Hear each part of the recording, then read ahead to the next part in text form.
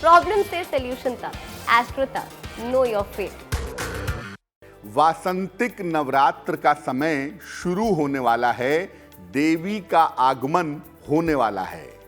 आज हम बात करेंगे नवरात्रि के बारे में और आपको बताने का प्रयास करेंगे कि इस बार 9 दिन कौन से देवियों के स्वरूप की पूजा क्या होगी, उनके पूजा का विधान क्या होगा, उनको किस तरह का भोग लगाया जाएगा और 9 दिन की पूजा से किस तरह 9 वरदान आपको प्राप्त होंगे। ये समझाने की कोशिश करेंगे कि नवरात्रि के 9 दिनों का पूरा लाभ आप किस तरीके से उठा सकते हैं। नवरात्रि में किन किन सावधानियों का पालन करना चाहिए। देखिए, आप व्रत रखते हो तो भी अच्छा है, व्रत न रखते हो तो भी आपकी इच्छा है। नवरात्रि में पूरी तरह से सात्विकता रखिएगा। व्रत रखते हैं तो खैर रखेंगे ही, और अगर व्रत नहीं रखते हैं तो नवरात्रि में आप प्याज लहसुन का सेवन मत करिएगा, अपने घर पर रखिएगा भी नहीं और बनाइएगा भी नहीं, सात्विकता बनाए रखिएगा। और आप व्रत रखते हैं तब तो आप पूजा करेंगे ही, लेकिन अगर आप व्रत नहीं रखते तब भी दोनों वेला, दोनों समय, सुबह शाम देवी की पूजा करिए, उनके मंत्रों का जप करिए, उनकी आरती करिए और उनसे प्रार्थना करिए। ऐसा नवरात्रि में दोनों वेला आप करते चले जाइए। इस ऐड को स्किप करना तो बहुत मुश्किल है, पर लाइफ की प्रॉब्लम्स का सोल्यूशन ढूंढना आसान। प्रॉब्लम से सोल्यूशन तक, एस्ट्रो तक, नो योर फेट।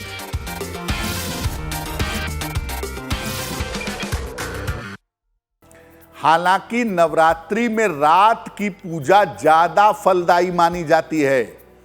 नवरात्रि का मतलब रात की पूजा।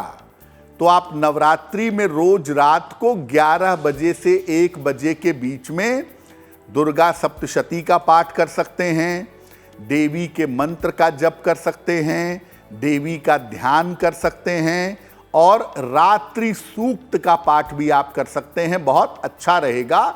तो नवरात्रि में सुबह शाम पूजा नहीं हो पाती, कोई बात नहीं, कर लें तो बहुत ही सुंदर है, ना हो पाए तो कोई बात नहीं, लेकिन नवरात्रि में रात की पूजा जरूर करिएगा।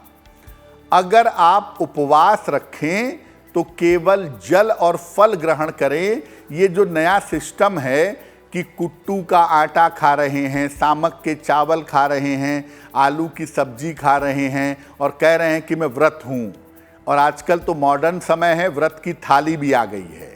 तो अगर आप ऐसा कर रहे हैं तो ये साइकोलॉजिकल व्रत है। इससे आपको मानसिक रूप से भले ही साइकोलॉजिकली कुछ फील हो, लेकिन एक्चुअली इसका फ़ायदा नहीं होगा। अगर आपको अपने शरीर को भी साफ रखना है, शरीर को भी स्वस्थ रखना है और मन को भी स्वस्थ रखना है, तो अपने मन पर, वाणी पर और खान पान पर नियंत्रण रख के ज़्यादा से ज़्यादा तपस्या करिएगा। नवरात्रि में आपको निश्चित रूप से लाभ होगा। तो नव दुर्गा की कृपा हम सबके ऊपर बनी रहे और आने वाली नवरात्रि हम सबके लिए मंगलकारी हो, इसी कामना के साथ मुझे दीजिए इजाजत। एस्ट्रो तक ऐप पर आपको मिलेगा भविष्य से जुड़े हर सवाल का जवाब। डाउनलोड कीजिए एस्ट्रो तक ऐप और चुटकी में जुड़िए इंडिया के बेस्ट एस्ट्रोलॉजर से।